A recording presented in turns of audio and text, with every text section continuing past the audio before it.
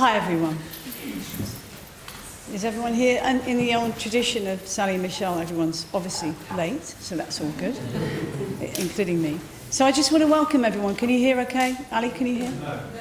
There's a couple of seats here. Want to come and sit? So I just want to say, firstly, thank you everyone incredibly much for coming today. I'm just going to have a little wobble right now, and then I'll get that out of the way. We've waited so long to do this. We've had two attempts and failed attempts, and finally to have everyone in the same room is just an incredible feeling. To be surrounded by all this love and love for Michelle and love for our family is just too much almost to think about. So I'm going to just do that for a moment. Thank you so much. And not only that, but the brilliant delay of it all means that we're now in June. And Mich was a crazy Gemini guy, as most of you know, so he's a June guy, and it's also as close to the solstice as we could get it, and most of you know he was a stargazing crazy lunatic, so that's all good. He would be so chuffed, and he would, you know, I'm not a religious person, but I think that if his spirit is around, he would just be overwhelmed to see everyone here today. So thank you all for coming so much.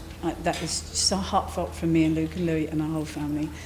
So I've had so much time to think about what to say, 2.5 years of thinking about what to say, and I'm so glad that this wait has happened, because I would have said many different things if we'd had a funeral in April last year, which is when we were going to do it.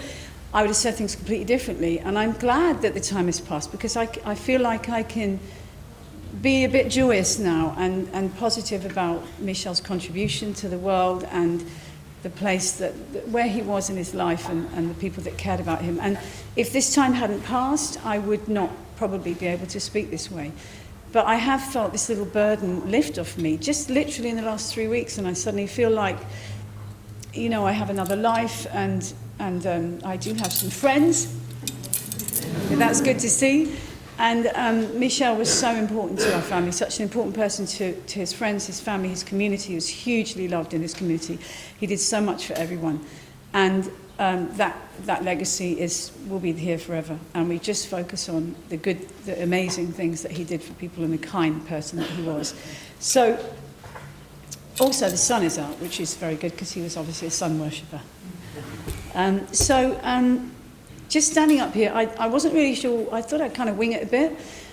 And standing up here makes me realise that, you know, the kind of essence of Mich was he was kind of a man of the people. Because if I look around, there are people here from all walks of life, his students, his friends, his family, people he just met randomly in the street, people that he taught. And he was the kind of...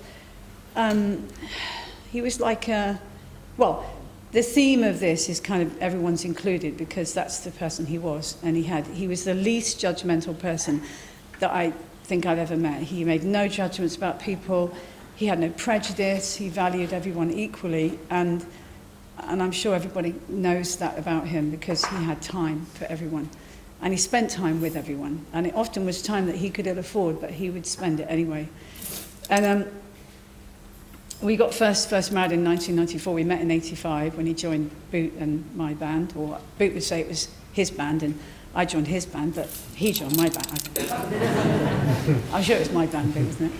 And anyway, so he came to England in 85, and he joined our band, and we auditioned him, and he had a G.I. Joe haircut and dirty toenails at that point, and he was really preppy.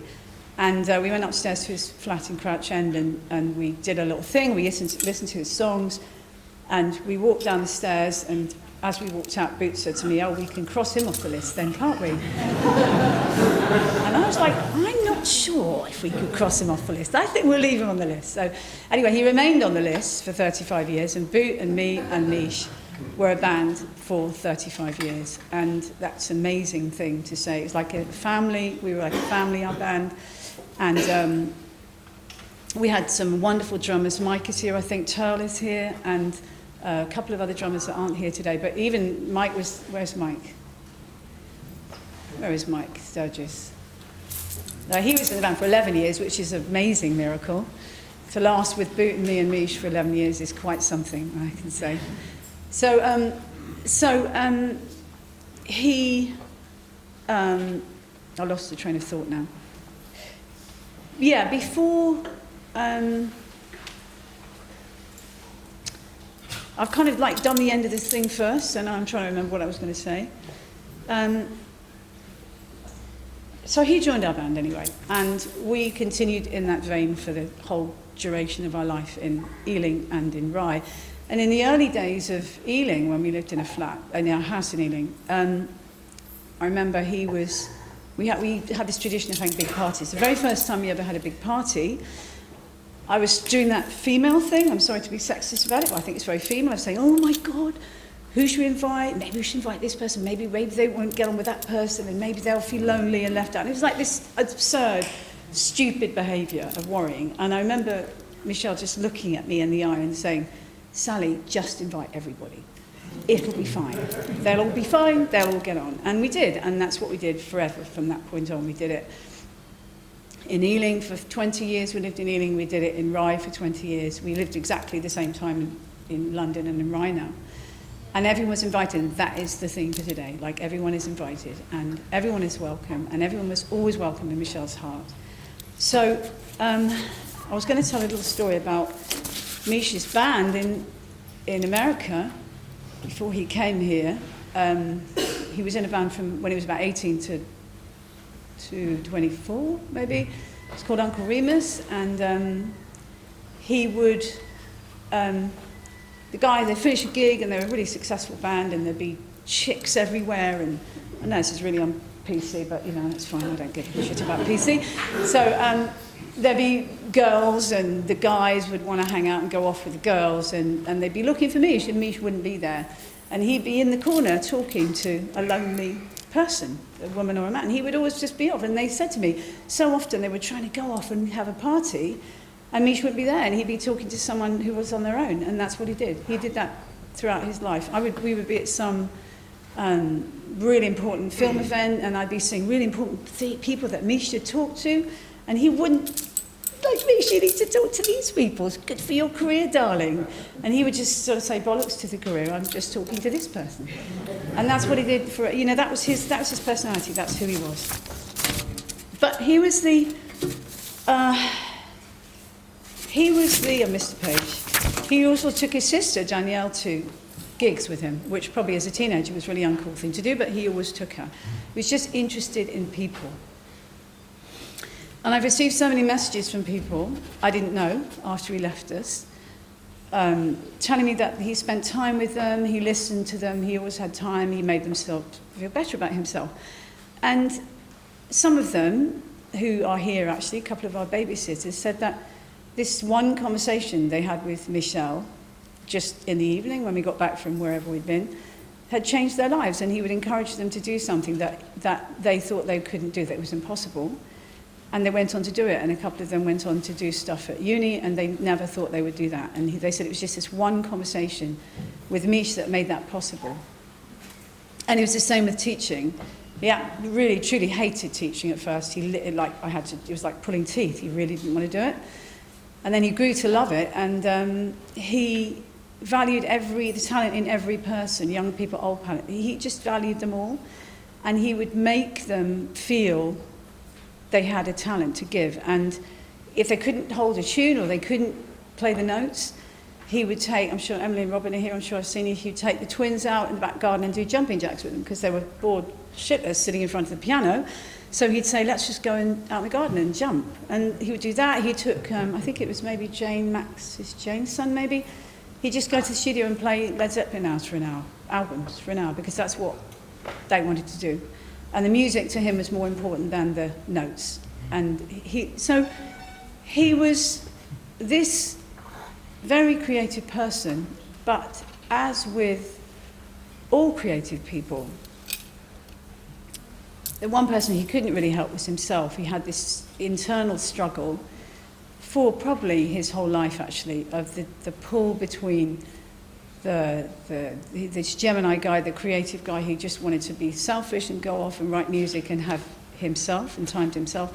And then this family man who he became after we got married and after we had kids, he was a besotted father, absolutely besotted, loved his boys, just wanted to be the best dad and the best husband. And so this dichotomy of him, best husband, best dad, actually I want to go and write music and I don't want to be with anyone. And we used to have a struggle every birthday because he would actually want to go and lie in a field and take some herbal substance and look up at the stars and be on his own and chill. And I would say, no, Mich, we're going to go off to Brighton for the day and go shopping. And I would make a plan for him, and he would always go along with it. But it was like, I actually, what he really wanted to do was just be his other self. And his other self was a private self, was a creative self. It was his journey alone, and he didn't share it with anyone. And he struggled with that. And that was a struggle that he tried to fix for decades. And it wasn't like he was, he was a very happy man. He was a very content man. He was very good in his own shoes. But the other side of it was this kind of constant judgment of himself and self-doubt and measuring up to his bar, the bar that he says himself was Mozart, Paul McCartney, and Sting. And that's a really bad plan. And as Mark says, oh no, who's it told me compare and despair? Who was that? It was Mark Blanchard, wasn't it? Where's Mark Blanchard? Where is Mark Blanchard? Oh, there he is. There you are. Yeah, that's such a great thing, compare and despair. What's the point? What's the point in comparing yourself? You have no idea what those people's lives are like. You have no idea how much trauma they've had, how dissatisfied they are, and how much they struggle. So he was a talent in his own right. He was a warm, wonderful person, and he just couldn't quite get that. He just couldn't beat the nagging self-doubt, and that nagging self-doubt just wore him out. And by the time he reached his, I think he was 58, I think he just had enough. And it's important for us to all understand that journey for him and the fact that he wasn't unhappy. He was a happy man, but he had his demons, and creative people have demons, and that's what he did. He was talking about his creativity. We would just discuss for a moment that he wasn't, I think the boys would agree, he wasn't a practical man, was he? If you saw Michel putting up shelves, you would have a hoot. If you saw him holding a hammer, the way he had a hammer was just indescribably bizarre. He just wanted to be like his dad and be an architect, but he was useless at stuff like that. And he was, if you saw him catch or throw a ball, that was just like beyond, wasn't it? No, it was beyond description. He was awful. He was very bad, very, very bad at a lot of things, Michel. So we should just get that plain. I know he was a genius, but there were some things he couldn't do.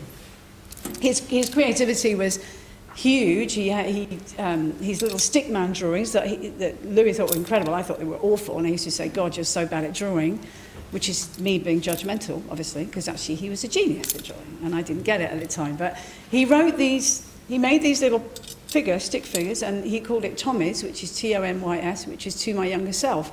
And I think that was a form of therapy for him. He wrote to his younger self by drawing these little messages, that some of them are there and some of them are there. And I'd really like to get them put in a book because they're really quite enlightening, actually. And I learned a lot about, he wrote these really funny poems, and I learned a lot about his kind of private life by realizing that I used to collect his poems. They were all over the house. I used to pick them up and put them in a file because I was the filer and he was the messy one, and I was the one who cleared it all up. And they would always be dated and timed. And a lot of his poems and his drawings were 1:30 a.m., 3:30 a.m., and he would be up and he'd drink and he would write and create. And that was his kind of like it's like the secret life of plants. He was just doing this secret thing, not secret, but his own time that he would squeeze into those times that he'd do his family and he'd take the kids to swimming class, he'd do all the dad things and the husband things, and then he'd think, okay, they've all gone to bed, now I can do my thing. And I didn't really understand that until I looked at his poems for this, and I realised that I looked at all the tapes and times, I thought, oh my God, I was asleep and he must have got up and just started doing his thing. And so that, that's pretty tiring. So just a little couple of anecdotes, just sweet things that happened to me after he died. I was just walking along the road and I saw a chimney sweep van, and we needed our chimney sweeping, and I said to the guy, can you sweep our chimney? And he said yes, and I said, I said where he lived, and he went, "Oh my God, are you married to that guy with the beard and the earring?" And I said, "Yeah." And he said, "Oh my God, he was the nicest guy. I'd never met him before." And he stopped in the street and he asked me about the stuff, and I told him about my marriage, which was falling to pieces. And it was just like these incredible stories about him where he would just stop and spend time with people. And this solved the anecdote for me of what I would call the disappearing husband. Because when we lived here, I would just say to him, "Mich, just pop to the shop and buy some bread." And that would take me about 3.5 minutes to do. And it would take him about an hour and a half.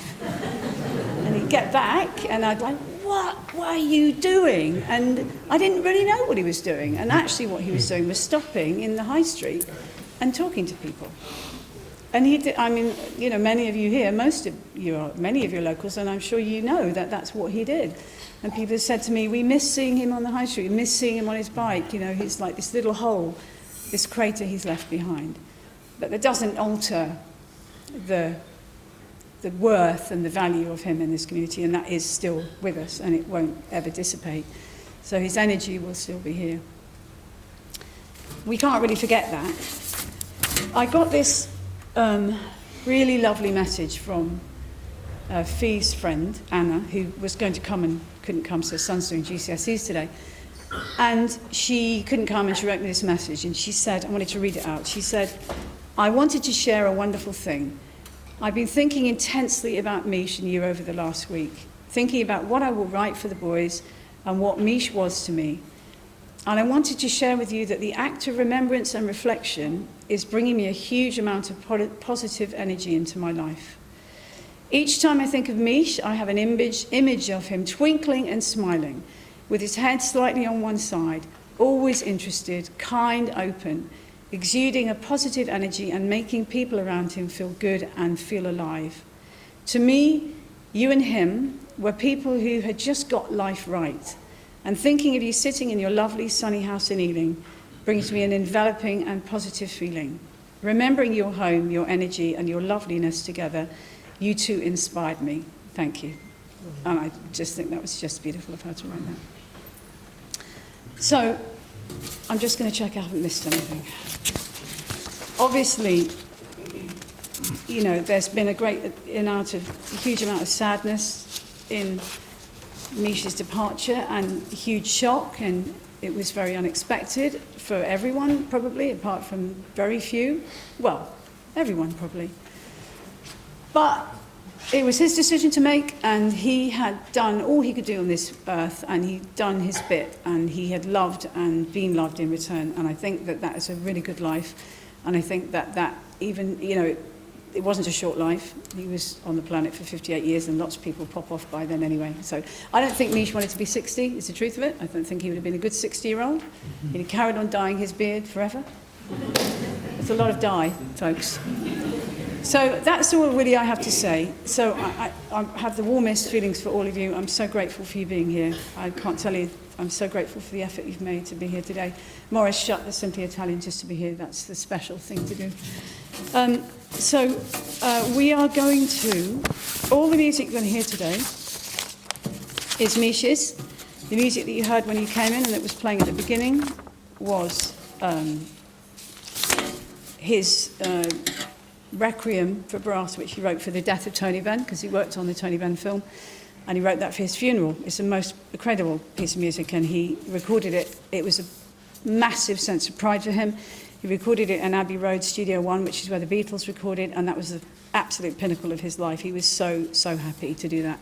And he recorded it with reputedly the best brass band in the world, the Black Dyke Band, and it was just a great moment for him. That was what you heard when you came in.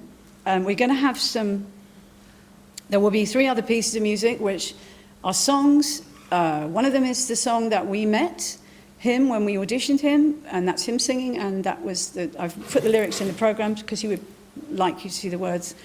The second song is one of our band songs, and usually I sung our band songs, but I picked one that Michelle sang, which is quite, what would you say, enlightening. The lyrics of it are enlightening. The third one was one that moved our producer. Yeah, thank you, Zoe. That was good. You have to have those in anything. You have to have a blip. So the third one is called Strange Dog in Our Yard, which is very a good explanation of his struggle with his demons. And all the lyrics are in the thing. And I am not, I've done my bit, and I'm not going to kind of go on about our history, because I'm going to leave that to Jacques, his cousin, who's come from flying away, and boy, your wings tired, or what the joke is. But he's going to talk about family and stuff. Mark is going to talk about Mich's early band stuff when he first came to the UK. And Fee is going to talk about showing a house with him, which I'm sure there'll be many anecdotes to be said about that. And between, you'll hear this piece of music, and everything that you'll hear is written by Mich. So I'm going to who am I going to take over? Jacques. I'm going to hand over to you. Me and then music? Then music after that. Okay. You, then music. Thank you, everyone, and I'll be back.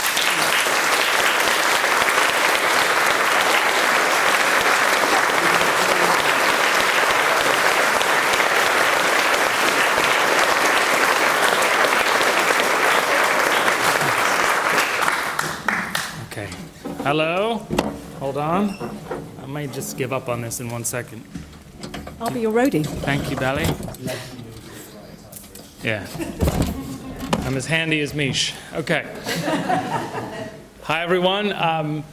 Everyone hear me? I'm going to try to use my old theater voice. Okay. I'm Jacques Duvoisin. I'm Michelle's cousin from the United States. I am here today with my mom and dad. This is Linda and Dennis Duvoisin. We are Michelle's first cousins. I'm Michelle's second cousin, and we're all from the New York, New Jersey area. So I want to share some memories and experiences about this beautiful man that we're all here to talk about today, Michel, and the impact that he had on all of us in our family. First of all, and Sally stole a lot of my jokes, but I'm going to say them anyway, it's special for me to be back here in Rye, because this is the place where I would say Michelle's whole world really opened up to me. He's about 20 years older than me, so I was a boy, and I would see him coming and going in the States because he had moved to the UK at that point. But when I moved here, all of his dimensions just really opened up for me, and it's made such a lasting impression. So when I would walk around town with Michelle, similar to Sally's comments, I felt like I was walking with a local celebrity, because I'm on High Street with him, and Michelle would stop and talk to everyone about everything. I mean, he would even talk to the dogs and the rats about whatever it was. He would talk to everybody about astronomy or a new song he's working on, and all kinds of things. And I got to know everyone in town, so even today I recognize a lot of familiar faces and everything. Michelle was just so kind and curious about the world around him, and you could feel his energy and his presence whenever you were with him.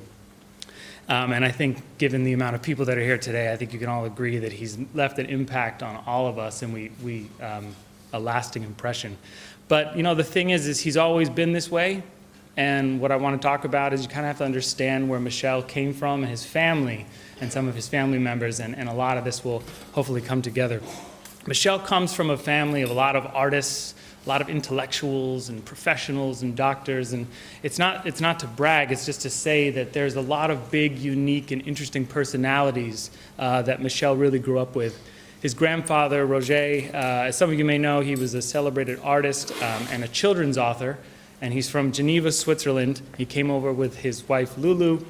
Michel's father, Jacques, was an incredible architect. His mother, Carol, an interior designer, and his sister, Danielle, also an incredible designer. But it wasn't just their talents.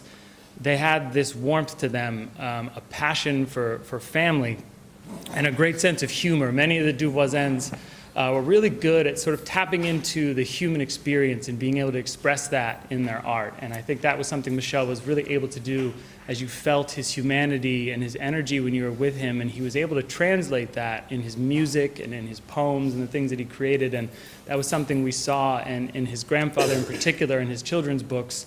A lot of the characters were these animals that were so human, and they would teach us lessons about life, and those had a lot of impact, I think, on Michel and tapping into that for him.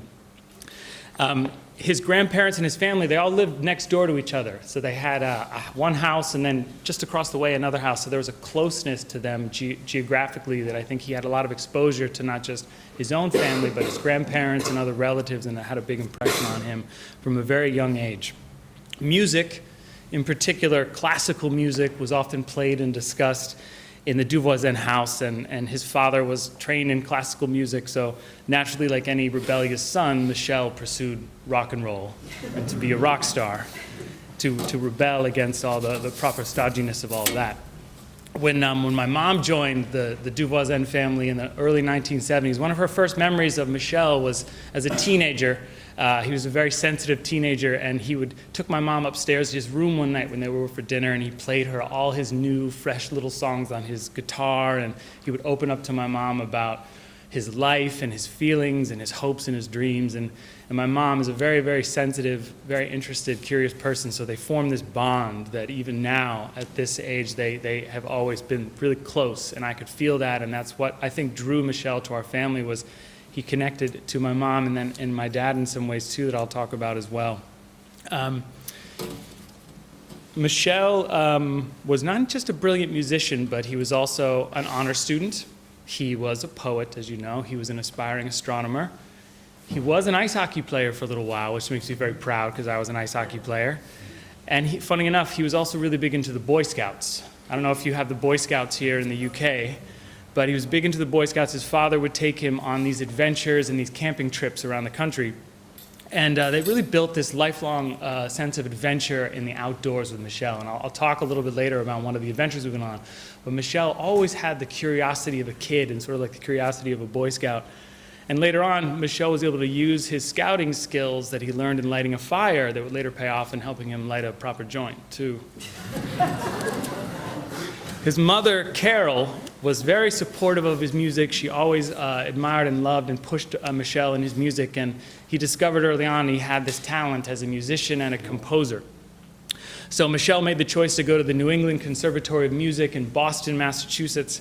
But school, he was there for a little while, but it was short-lived. He's an ambitious young man, and he had this desire to be very successful in music, and he took his passion, first with Uncle Remus and in the States for a bit, and then ultimately, I actually learned this from Sally last night. He was working in Tower Records in San Francisco. He was living with Danielle, and he said, every song I'm listening to in this store is from a UK artist. It's the British sound. I'm going to move to England. And he made this choice, and he came over here, and this is where a lot of you come into the picture. But I thought that was such a... He would tell me about his early days here. He didn't know anyone. He kind of had to prove himself as he auditioned. He told me one night he slept on a bench in Brighton because he got lost and couldn't find his way home. And I just admired that he just had such a sense of adventure, and he was so determined to be successful when he came here. So the thing about Michel is even though he moved across the pond, as we say, he really prioritized family a lot. And he put a lot of effort into seeing us. So I mentioned as a boy, he would come back a lot, and then with Sally, and then ultimately with his boys, they would come. And I think that was a big reason why we stayed close, is he was always connected to us despite the distance. So it was very inspiring in that way. Michel and Sally and Luke and Louie would visit us in New Jersey. We would always have such a great time. One of the things my dad always shared is Michel would wake up extra early in the morning. So my dad was still working at the time. And he'd get up really early because he had a long drive. And Michel would wake up early and sit with him at breakfast every morning and just ask my dad all these questions about the family, about the Duvoisins, and about our history. And he just loved sitting and having these chats with my father, and he really valued it, even though he was on vacation. And then Sally would wake up, and they would go run into the lake we live by, regardless of weather or temperature. These two get up in the middle of the morning and just go swimming all the time. And it was really beautiful.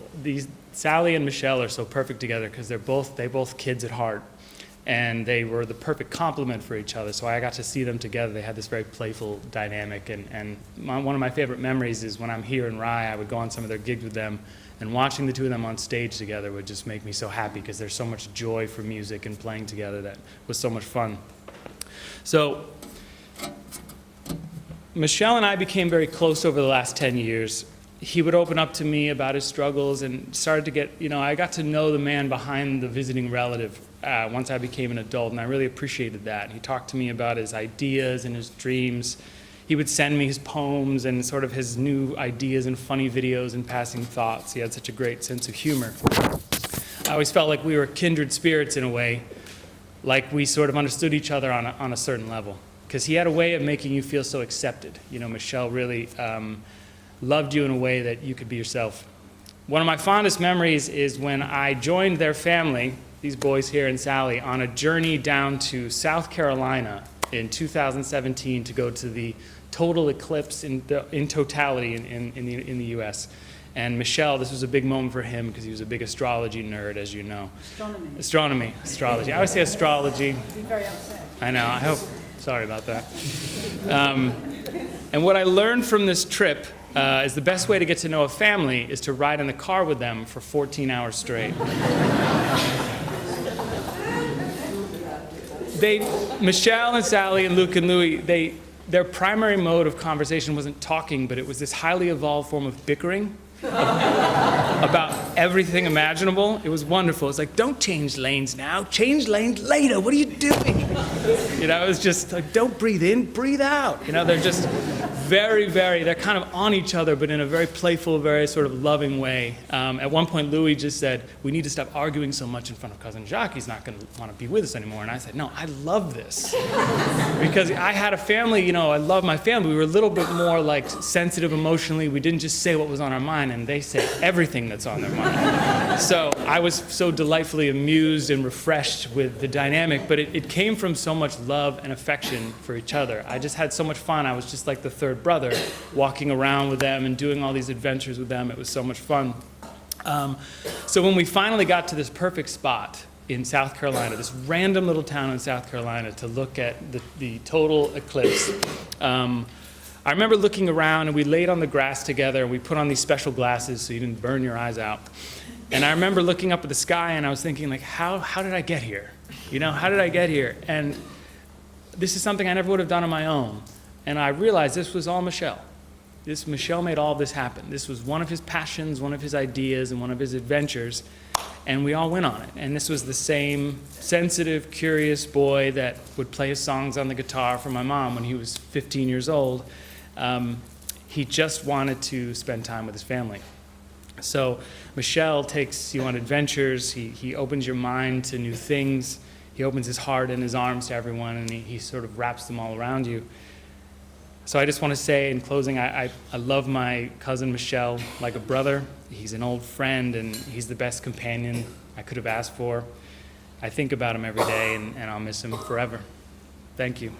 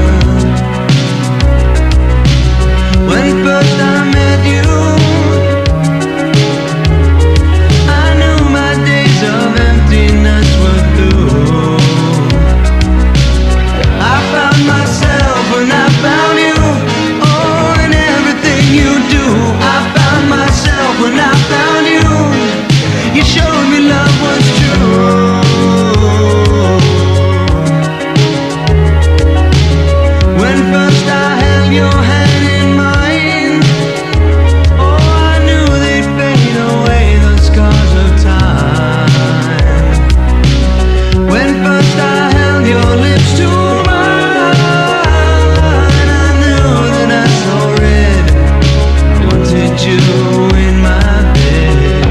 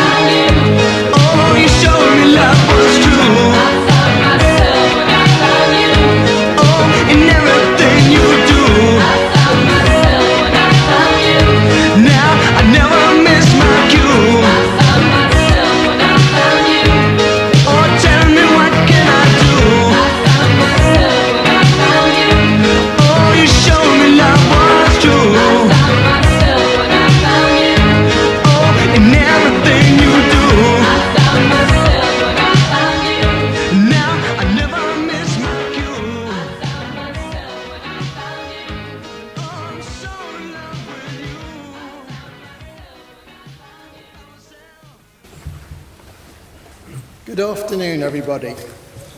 So wonderful to be here and to finally share the privilege and the honour of celebrating my wonderful friend with you all today.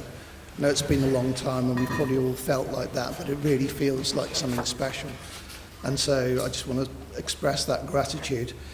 So what I'm going to talk about in my segment is kind of a bit about Mich's early musical adventures in England that we've kind of already had spoken about a little bit. So full warning, first of all, it may incline to be a little bit on the poetic side. So for people who don't like poetry, you can just have a snooze for the next 5 minutes or so. And my memory is absolutely terrible, so I will be reading it. So apologies for not kind of having memorised the text. So here we go.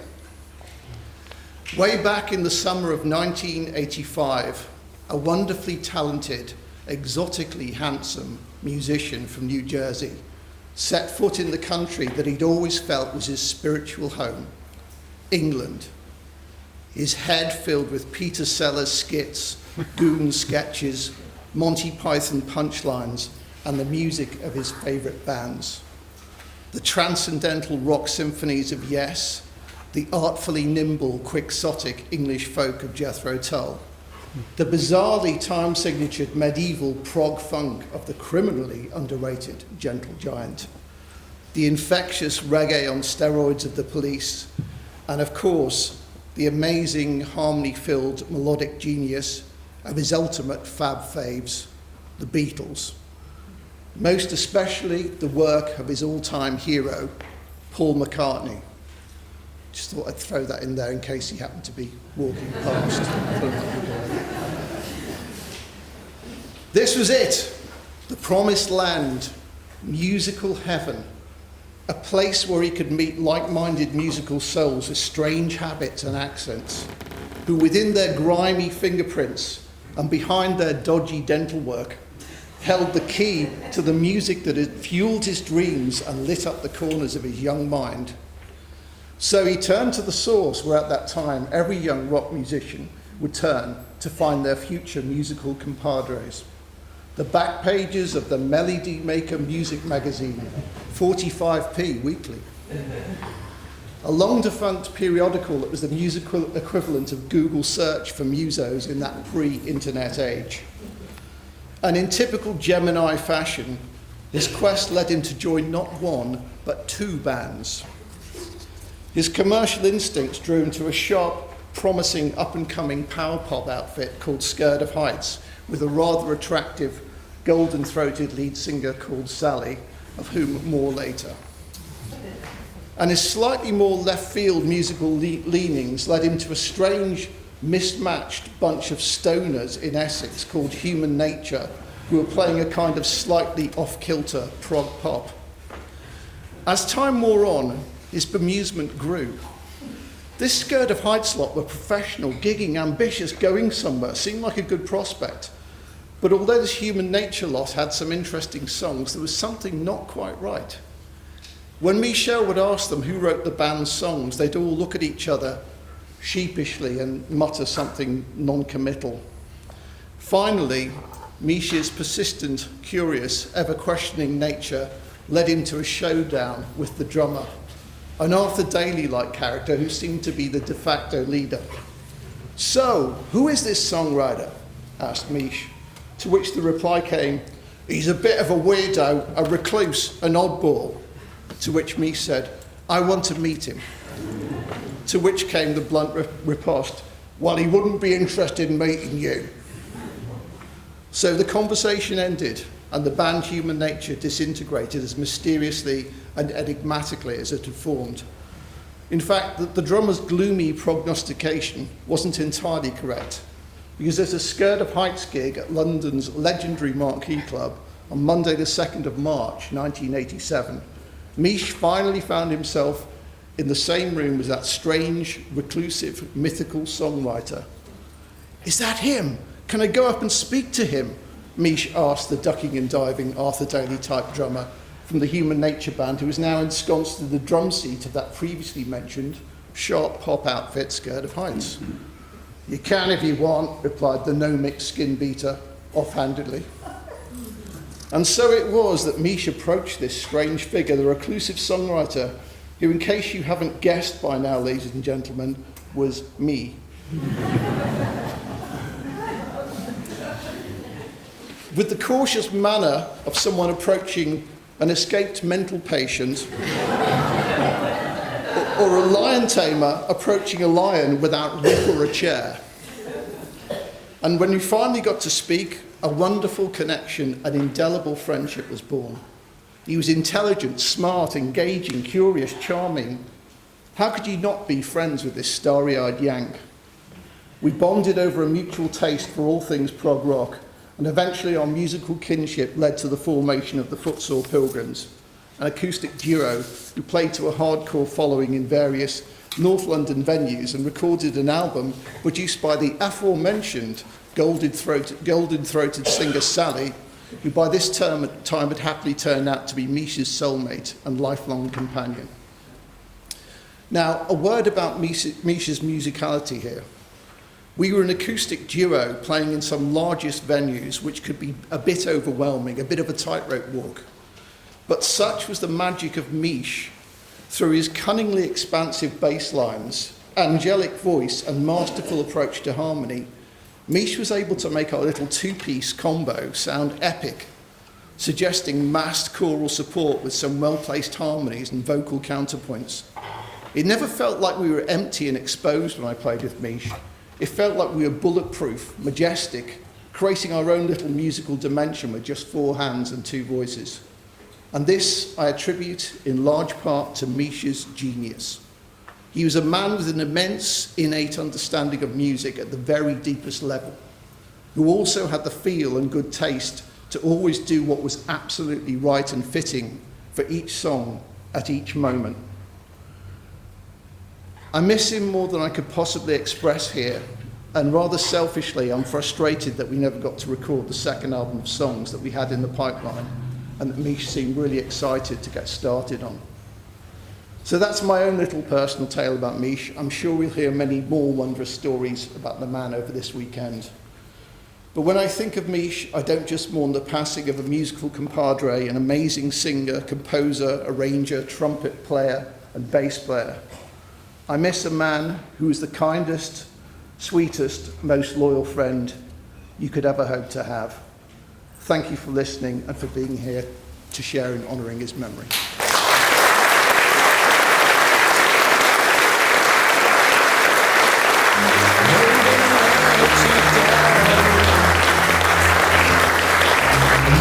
Treated you badly, but you won't do better than me, 'cause I'm the best of the bad man.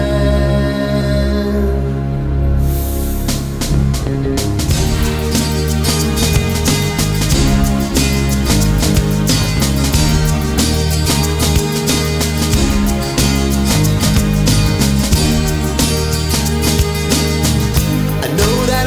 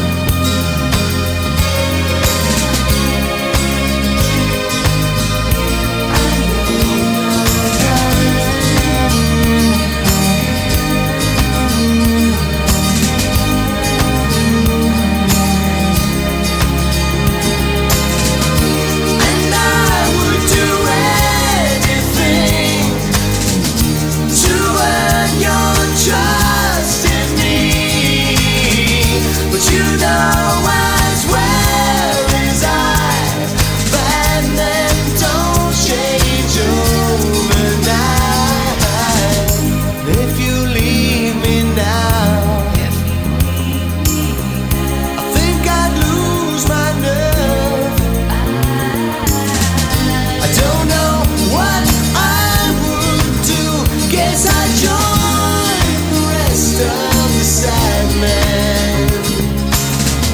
But you won't do better than me, 'cause I'm the best of the bad men. You won't do better. You won't do better than me, 'cause I'm the best of the bad men. You won't do better. You won't do better than me, 'cause I'm the best of the bad men. You won't do better. You won't do better than me, 'cause I'm the best of the bad men.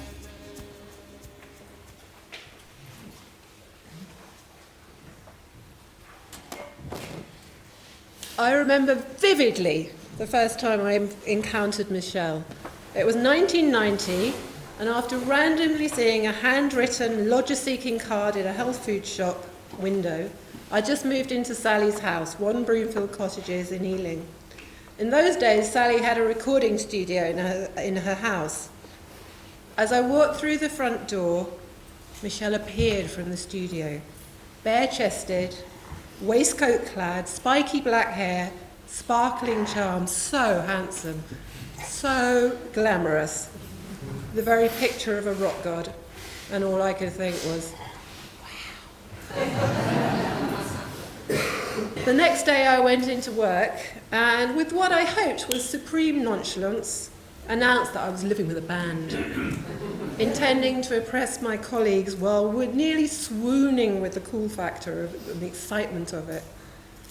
For the most part, Mich didn't actually live with Sally, Alison and me at Broomfield Cottages, but he felt like he did, as he was there so often.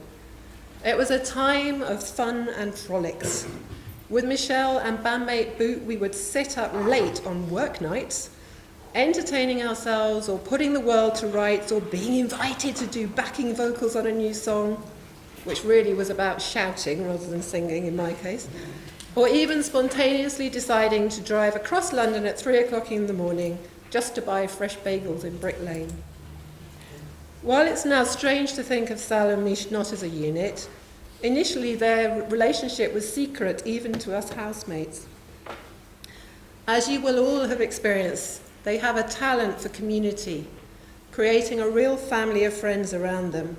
And Michelle was gracious with his own family, integrating Boot and me into Swiss and American families, with magical time spent staying with his parents in New Jersey and cousins in Geneva, or Genève, as he always insisted. Michelle was, of course, very rock and roll, and adventures together included the cool urban stuff. But he also loved more traditional English pursuits, such as outings to National Trust properties and country rambles, a prerequisite being a pub lunch and ideally afternoon tea as well. There were travels all over, including a long trip to the south of France, with Mich gallantly driving despite being exhausted. We stopped for something to eat in Loire, and Mich, invoking his Swiss ancestry, took command of ordering in French.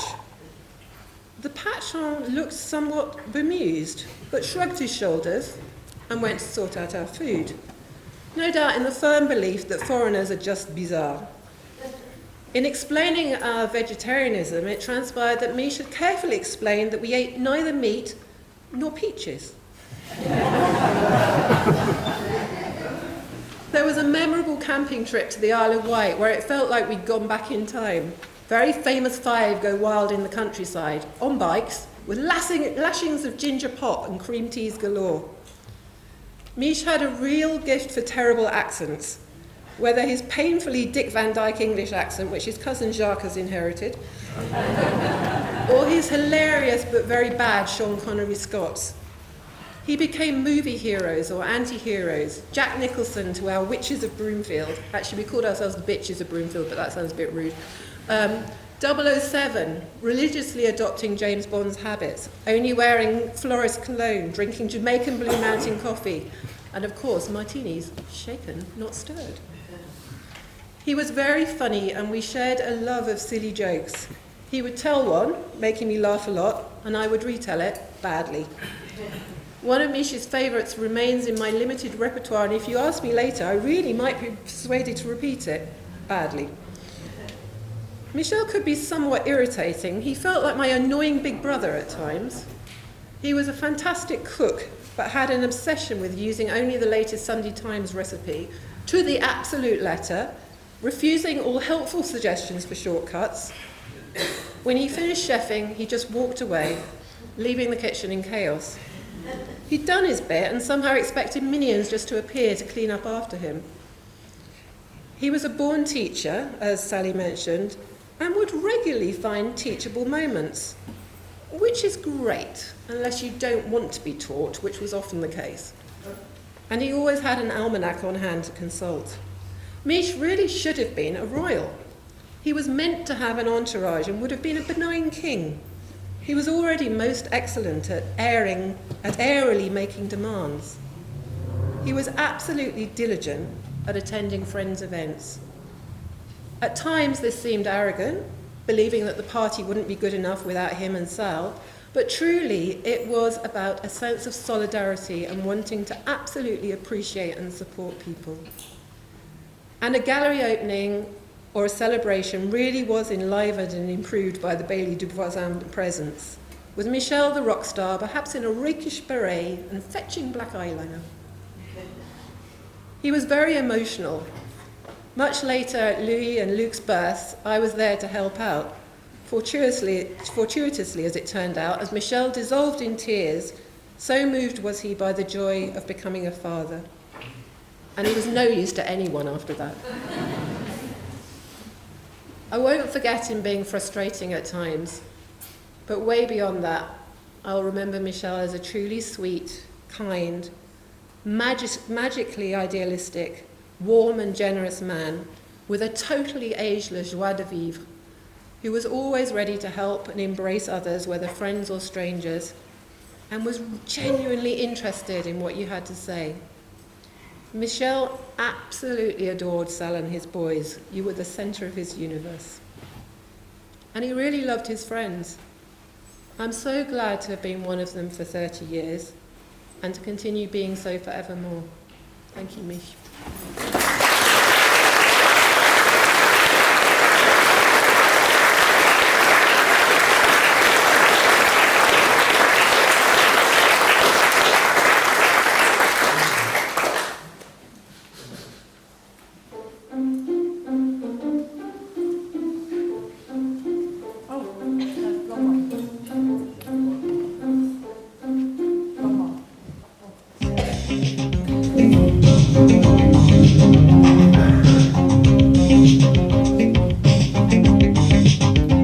There's a strange dog in my yard. It's the beast inside me. I've got to work so very hard, but I will set him free. I needed somebody, oh, I needed someone to help me see.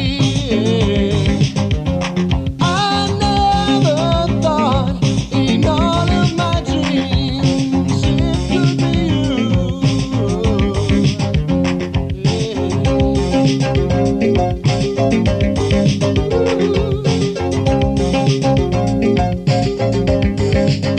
Now I can look him in his eyes and make him realize I'm not frightened anymore. I can walk out that door. I won't run anymore. And 1, 2, 3, I have set myself free.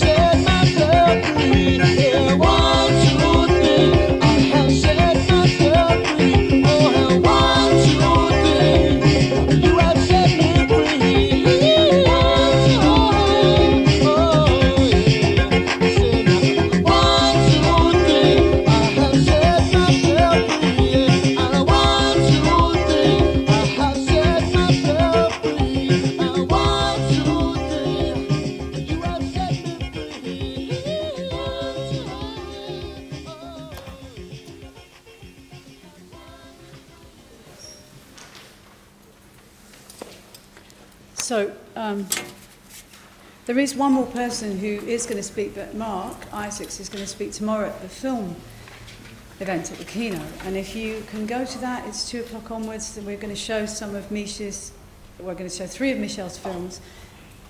Yeah, in the 2 cinemas, and then there'll be a rolling presentation of his film, clips of his film music, which Mark has put together. Mark has worked really, really hard. Mark Isaacs needs a little clap, actually.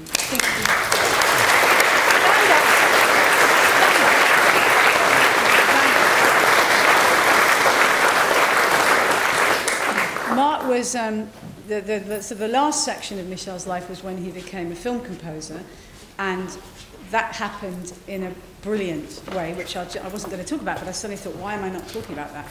So David Chow, who's also here, I can't think what happened. I think we were in our studio. We had a studio in London that we ran, a commercial studio for a while, a few years, and we were recording something. David was there. I'm probably remembering this wrong, but Mich was out of the room, and David said to me, "Oh, Sal, can Michel write film music?" And in the proper tradition of all partners, I said, yeah, of course he can. I had no idea, obviously, if Michel could write film music, but I just said, yeah, because he needed the job. So that was how, and so Michel wrote the music for David's first film, which is really started Michel's film music career. It's called A Jewish Journey, and it was, and Michel had to learn, it was the first, when he wrote film music, he would buy the instruments. So he was of Jewish heritage, as is David, and this was about Jewish tourists coming from America to Auschwitz and various places. And he had to suddenly learn klezmer music, and he had to learn the tradition of Jewish music, which was not part of what he had taken on as his culture, even though it was part of his culture.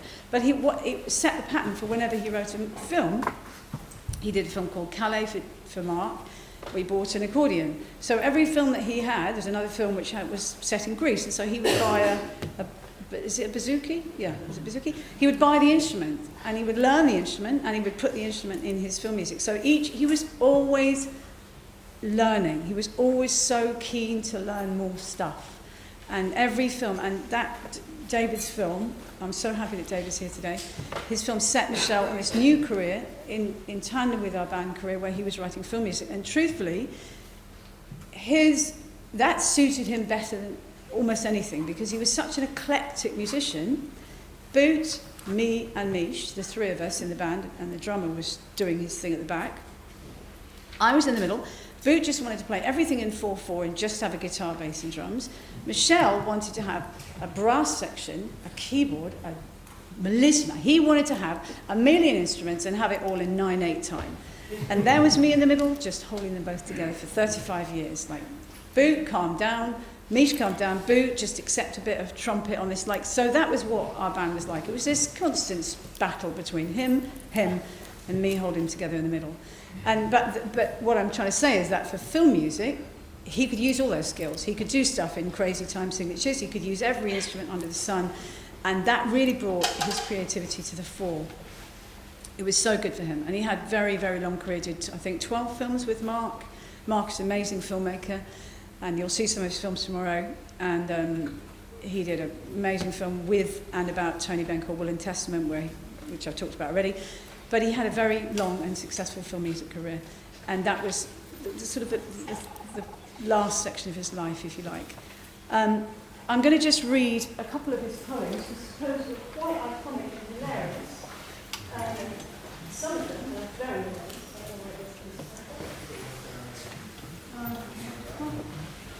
Yeah, I know, but that's not the bit I need.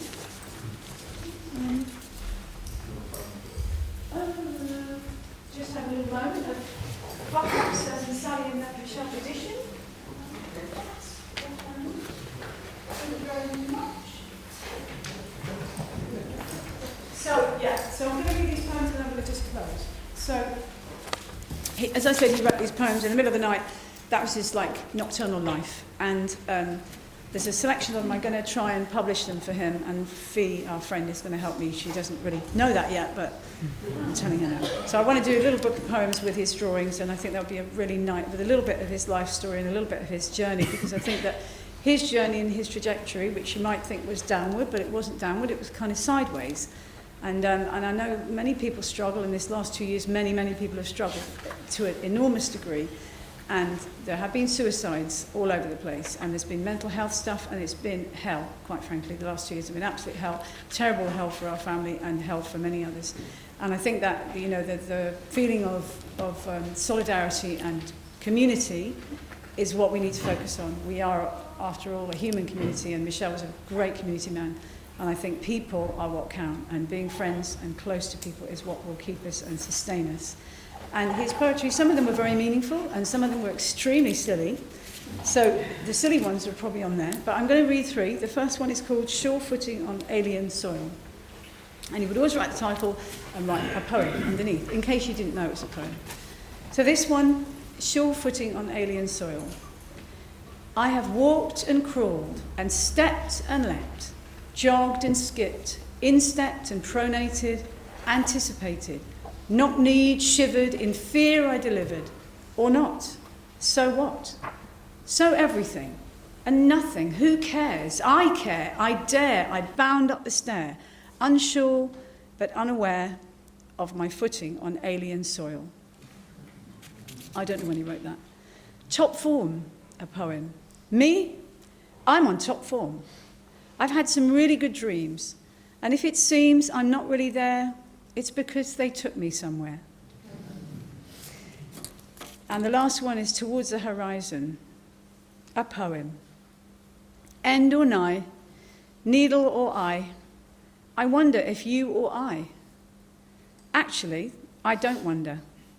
As and if we do or do not arrive, we journey, we travel, trip and stumble, and sometimes we need apple crumble. You can clap if you want.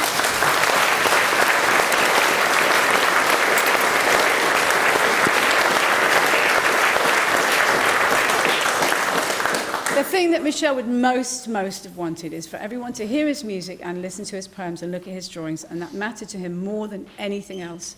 And the fact that we're kind of doing it now is amazing, and without his departure, one of the things I want to say actually, well, let me just say first of all, I have thanks to give. When I designed this program, you might have thought I'd had 2.5 years to do it, but I did it in the last 3 days, which is a very fine tradition of last-minutism in our family and the Duvoisin family. Not Louis. Louis says he doesn't do this. He does everything in it. Luke, yeah. But anyway, Michel and I left everything to the last minute. When the deadline was looming, we would just stay up all night and get it done. And that's what I've done with this program. And all the time this week, the last 3 days, I've been thinking, oh my God, I forgot to put this person in. Oh my God, I forgot to put this person in. And that's the thanks part at the end, which is really important because so many people have been so helpful. We've got the Michel Food Angels who've just provided these incredible food, Brenda in charge, and Paul, who's filming today. We ought to give a clap to Paul. Paul at the back.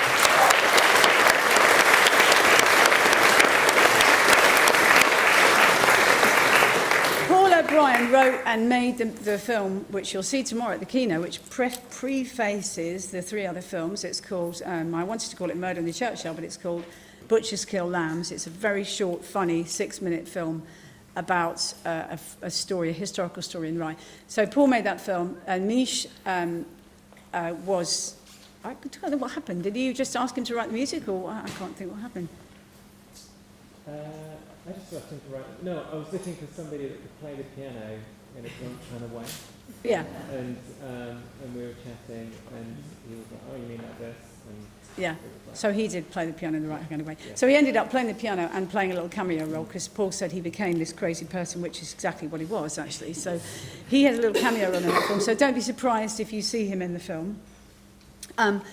But why was I saying that? Oh, yeah, I was going to thank Paul because Paul has given up his weekend with his father-in-law birthday to be here to film this and tomorrow, and I'm so grateful to you, Paul. And he's also sorted out all the tech stuff, which obviously my husband would have done. And I'm now bereft in this massive area of my life where I can't do anything. I can't do a computer. All the things I used to do easily, I can't do them anymore because Misha's done them for the last 35 years. So Paul took that role over. So thank you, Paul, for that. And Mark is doing the same thing tomorrow at the Kino. So the thanks go to Paul, to Mark, to everyone here. But one of the main things that got me through the last 2 years hugely was the opportunity to collate and put our music onto digital platforms. So we have albums that we made and music that we made that has remained on non-digital format. And it was Mich's job to do that job. So I would say, in the time when you're not working, Mich, you can collate our music. And how much, anyone give a guess at how much of our music he collated? He collated that much. He didn't do any of it. Because when he wasn't writing music, he was popping around, chatting to people and going to Jempson's and buying stuff. Keith from Jempson's is here, and I'm really grateful for you coming, Keith, wherever you are. So he didn't do that. And it would never have got done because our record producer, Ian, who can't be here today because he's playing sax with Pink Floyd right now, with Roger Waters in somewhere. Holly, are you here, Holly? Holly's here. So Holly is Ian's wife, and I'm going to give Holly a clap on Ian's behalf.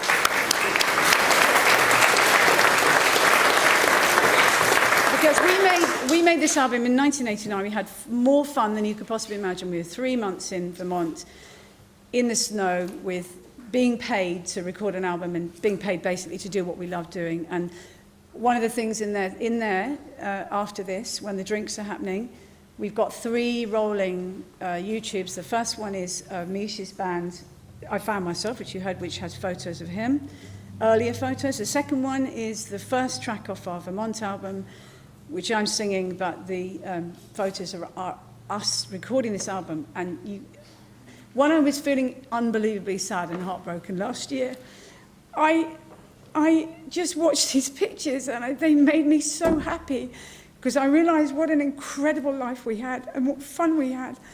We had the most fun. You can't imagine the fun we had as a family and as a band.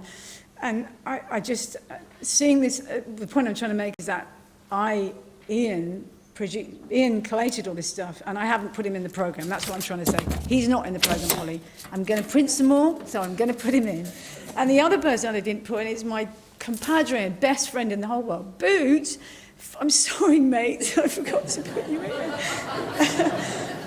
He made all the YouTube videos. I banged him all these photos and gave him the tracks, and Boot just banged out these incredible videos of photos. And those 2 things, getting all our music on digital platforms, getting our pictures and stuff onto YouTube and Spotify and stuff, was really what Mich wanted in his life. He wanted his music and his creativity to be out there for everyone to see. And finally, some of it is, and all of it will be. And that would make him the happiest man ever. So I'm thanking now publicly Boot, and I think we should give him a clap. He wouldn't want us to, but we're going to give him a clap.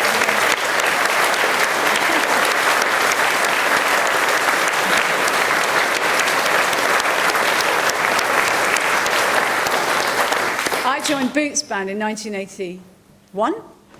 I had an advert. I know I'm waffling on. I know we should be drinking by now, but I just want to say a couple more things. So I moved to Chiswick with Vicky, whoever Vicky's here, and Penny. I didn't move with Penny, but anyway. So I moved to London from Bristol, and I shared a flat with Vicky and 2 other people, and I wanted to be in a band. And I'd been in a pop band at uni at Bristol, and I thought, I'll be in a jazz band. That would be cool. So I wrote this postcard, and stuck it in this music shop window in Chiswick, and it said, fantastic singer, looking for jazz pop band, has own microphone. Really cool. And I stuck it in the window, and the shop happened to be the shop of Boot's guitarist's brother. And he said, oh, boy, Boot, there's this girl singer came in and she's got this thing and you should ring her up. So Boot rang me up and said, this is 1981, and he said, what kind of music do you want to, what kind of band do you want to be in? And I said, oh, well, I've been in a pop band for years. I just fancy a bit of jazz and blues. And he said, oh, that's a shame because this is a pop band. And I said, oh, well, that will do. That'll be fine. I'll join that. So I joined his band, spent the first rehearsal, lost my contact lens on the floor, and spent the first rehearsal crawling around trying to find my contact lens. But in the end, I passed the audition, and Boot and I have been in a band for literally 1981 to 40 years, is that? 42 years? So we've been in a band forever. Mich joined in 85, so Boot has been my constant companion and my best friend ever, and I never say emotional things about him, but I'm saying them now, so there.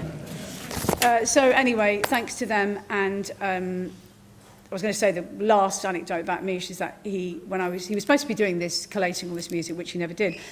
And we would call that doing the other things. The Duvoisin family, I don't know about your side of the family, but Michel's dad, who was an incredibly accomplished architect, couldn't finish a job, didn't bill his clients. He was so talented, but he didn't finish the job. And he would sit at his computer and you'd think he'd be working, but actually he was doing the other things. And we never knew what those other things were. And that quote comes from Kennedy when Apollo 11, he said, there's this really iconic speech, and it seems like I'm the only person in the world who ever noticed this crazy thing he said. He said, "We will fly to the moon and do the other things." Like, what does that mean? So it's like, he almost forgot what the other things were, and he lost his piece of paper. Shit, we'll fly to the moon and we'll do the other things. So Mich spent a lot of his life, a small capacity of his life doing the other things. You'd think he was at the studio working, but actually what he was doing was at the studio looking up a list of his top 10 Beatles tracks or looking at, the compendium of Gentle Giant. So doing the other things is what he did. And luckily, I'm going to print some more programs, but the printer broke down yesterday, so that's what happened with that. Just want to thank the Food Angels, thank Paul, thank everyone, thank wonderful Zoe and Charlie. Let's have a